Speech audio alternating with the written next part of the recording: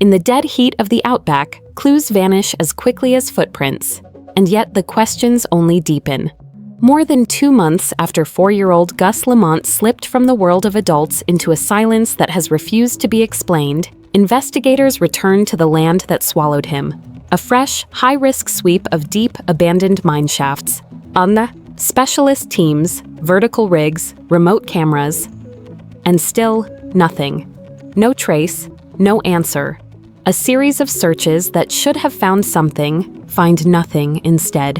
And that absence becomes the story itself. Before we go further, like, share, and subscribe to Shadow Detective. Tell us where you're watching from in the comments. And if you think the searches missed something, say so below. Your eyes and your theories matter. When you strip away the speculation, the theories, and the noise surrounding the case, all that remains is a boy, 8-year-old Gus Lamont, whose disappearance continues to baffle investigators, search teams, and an entire community desperate for clarity. Gus vanished on what should have been an ordinary day. No clear sighting, no confirmed direction of travel, no traceable path. Only a cluster of scattered reports, conflicting timelines, and a few fragments of detail that never quite locked into place. And from that single moment of disappearance, everything unraveled. What makes this case so haunting isn't just the lack of evidence, it's the absence of logic. Every search, every meticulously planned sweep of terrain, ended the same way, with nothing but silence. No clothing, no footprints, no scent trail, no environmental disturbance you'd expect from a child moving through dense land. It's as if the earth simply absorbed him. As we move through this investigation, you'll see why what appeared to be a simple missing child case has morphed into one of the most confounding and emotionally draining searches in recent local history, and why this latest development, a shocking turn after multiple futile searches, has reignited questions authorities hoped were already answered.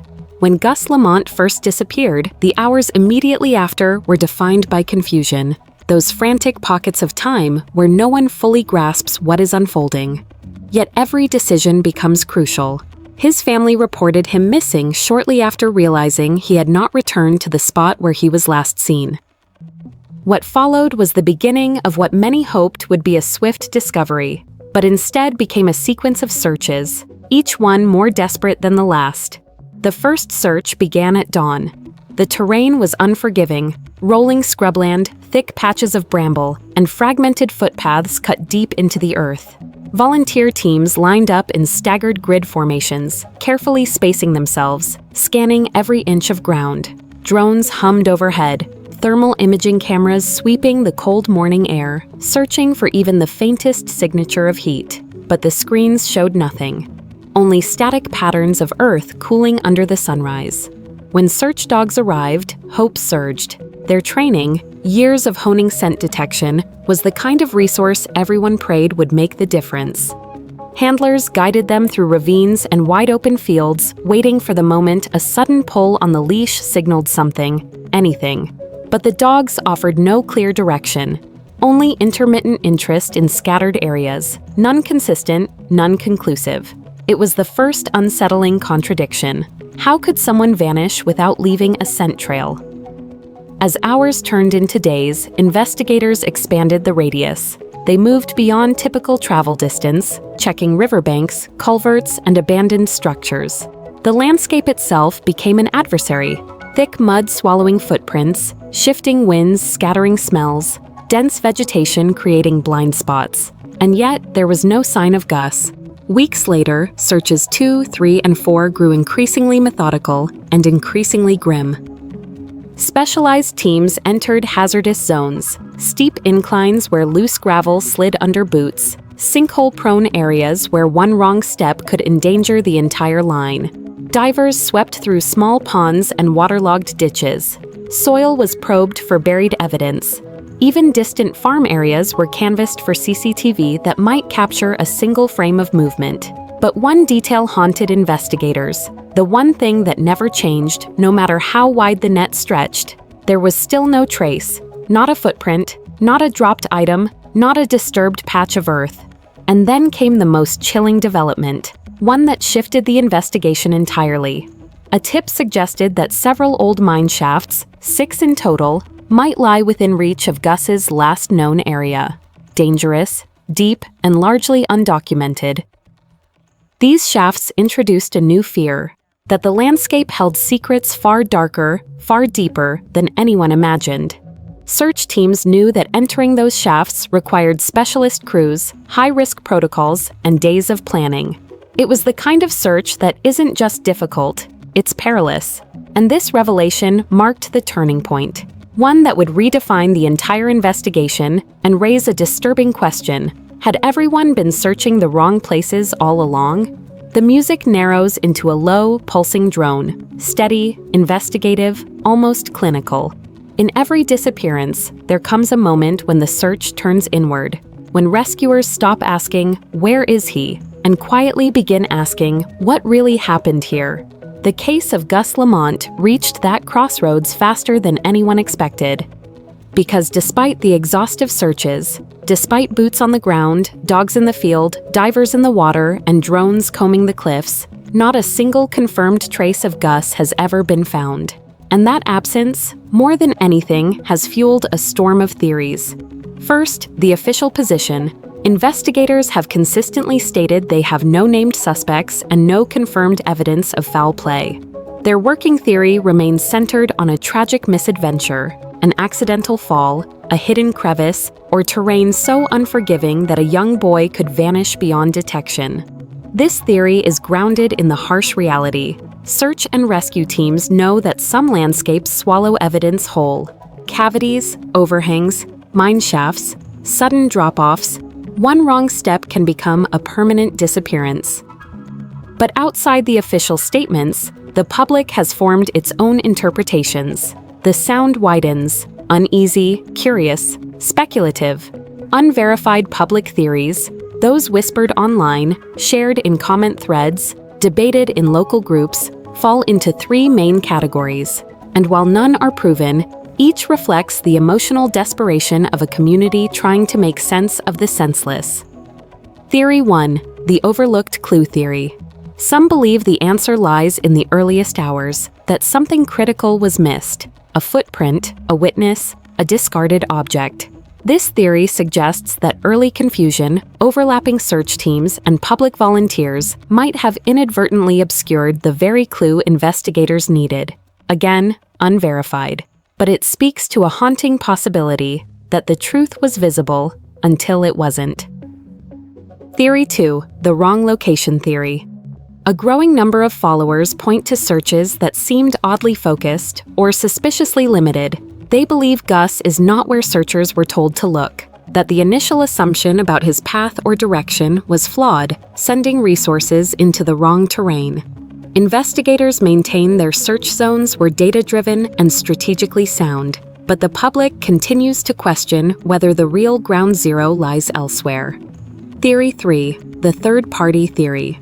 The most controversial, and the least supported by evidence, suggests someone else may have played a role. Not necessarily malicious, not necessarily criminal, but perhaps someone who panicked, someone who stayed silent, someone who knows more than they have ever said. Let me be clear, there is no confirmed evidence of abduction, cover-up, or criminal involvement, but the theory persists, fueled by the simple fact that complete disappearances rarely happen without a trace. Whether these theories hold truth or only reflect fear and frustration. One thing is certain, the vacuum of evidence has become its own suspect, and that vacuum has shaped not just the investigation, but the public's entire perception of the case. At this stage of the investigation, the search for Gus Lamont is no longer just a physical challenge. It has become a psychological maze, one woven from uncertainty, human behavior, and the fragile instincts that guide investigators through cases where logic no longer seems dependable. Experts often begin with victimology, the delicate art of understanding who a missing person is, what their routines look like, and what risks naturally surround them. In Gus's case, nothing about his known behavior neatly aligns with a clean explanation. His patterns don't point toward intentional disappearance, nor do they fit the classic signs of an opportunistic abduction. And so, investigators are left with the hardest category of all, the unexplained. A subtle thrum builds beneath the narration. Search and rescue specialists studying this case point to a grim truth. When early searches produce no findings, no fabric, no scent trail, no environmental clues, the probability matrix begins to shift. Terrain, weather, and time work against clarity. It becomes harder to determine whether you're dealing with a disoriented wanderer, a concealed accident, or foul play hidden so thoroughly it leaves nothing behind. For the family, this psychological limbo is its own kind of torment. Hope and fear form a brutal cycle, each new search reigniting both. They are forced to navigate a reality where every update could be salvation or shattering disappointment. And then there's the impact on investigators themselves. Cases like this consume them. When searches fail repeatedly, when logic collapses under the weight of the unknown, the human mind begins to replay every decision, every assumption, every step in the grid that might have been 1 meter off. These professionals, trained, seasoned, disciplined, know that one overlooked variable can redefine an entire investigation. A low, cinematic swell underscores the final thought. In the case of Gus Lamont, the psychological footprint left behind is unmistakable, a case that defies pattern, resists closure, and challenges even expert reasoning. A case that forces everyone, family, community, investigators, to live suspended between dread and the desperate belief that the next answer might finally be the right one.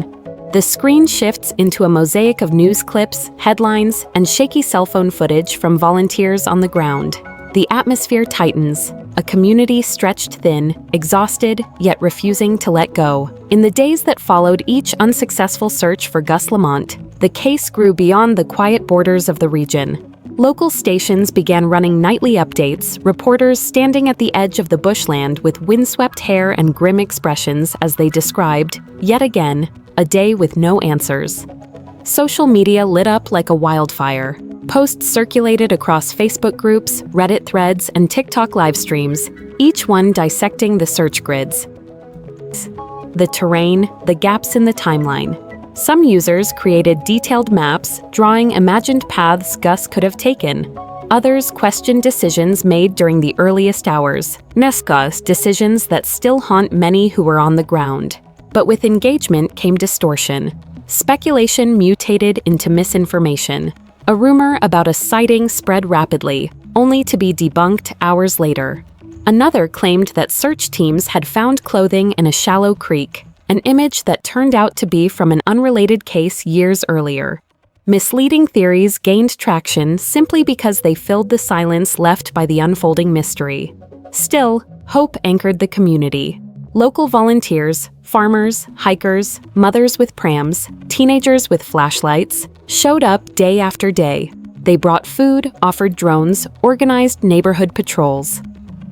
Even as each search ended the same way, with nothing but dust and disappointment, the commitment never faded. For many, the case became more than a disappearance. It became a symbol of collective fear that someone could vanish in broad daylight, and despite all the effort, all the expertise, all the resources, remain gone.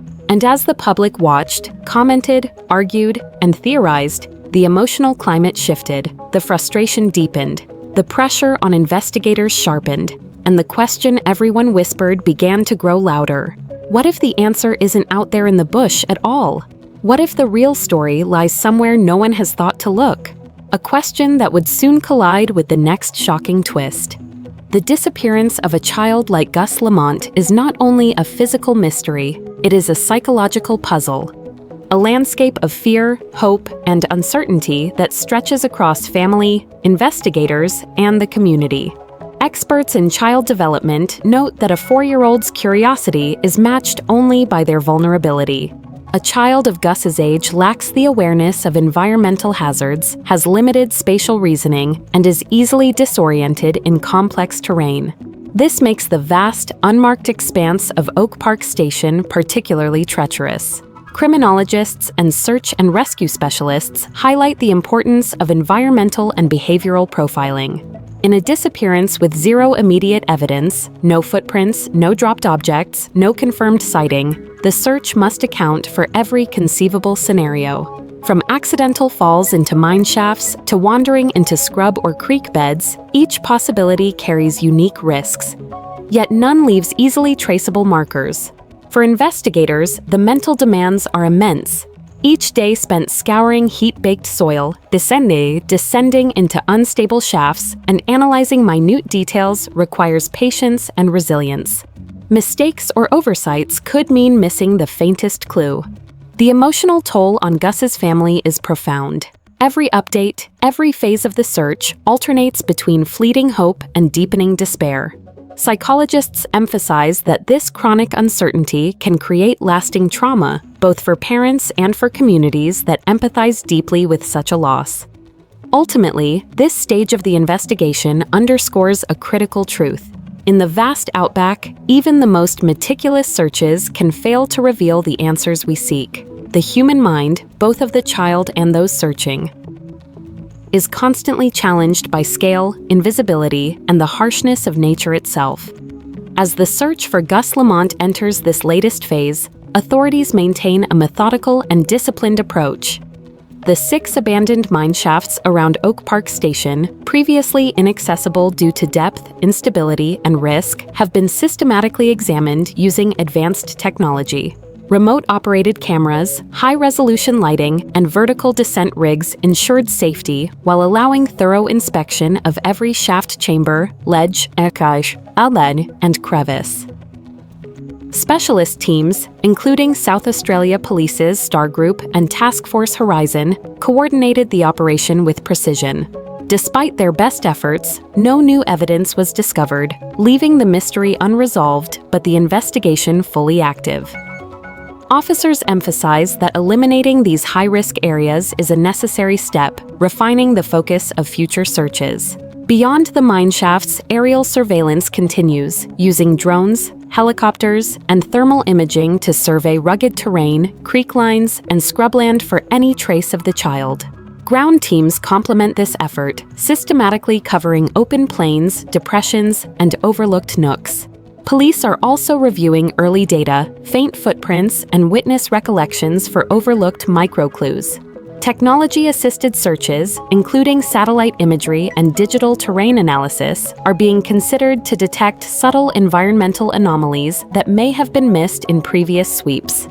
Public cooperation remains critical. Authorities urge anyone with even the smallest piece of information to come forward, stressing that minor details could pivot the investigation toward discovery. The case, while currently paused in terms of active searches, is far from dormant. Investigators remain vigilant, ready to deploy resources immediately if new leads emerge. This phase, though yielding no concrete evidence, reinforces a key principle.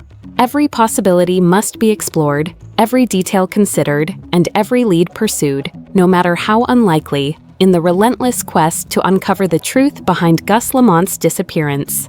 The disappearance of Gus Lamont remains one of South Australia's most haunting mysteries. From the sun-scorched plains of Oak Park Station to the shadowed depths of abandoned mine shafts, every effort has been made to uncover even the faintest trace of the 4-year-old boy. Yet, the case persists as an unresolved enigma, a chilling reminder of the fragility of life and the vastness of the Outback that holds its secrets so well. The absence of footprints, belongings, or any clear direction challenges conventional understanding of missing child cases. Experts and investigators alike are confronted with a landscape where even the most diligent searches can be thwarted by natural conditions, vast distances, and the sheer unpredictability of the environment. For Gus's family, the emotional weight is profound, each day blending hope with despair, each search phase bringing the duality of expectation and heartbreak. The wider community shares this tension, rallying behind the family, advocating for vigilance, and holding fast to the hope that even the smallest new piece of information could break the case open. Authorities remain unwavering in their commitment. Task Force Horizon continues to monitor tips, reassess terrain, and prepare to redeploy resources the moment a credible lead appears. Every shaft, every depression, every overlooked patch of scrub remains within the scope of consideration. As viewers, we are reminded of the delicate balance between curiosity and respect, speculation and verified information. The truth will emerge not from rumors, but from evidence, careful observation, and diligent investigative work.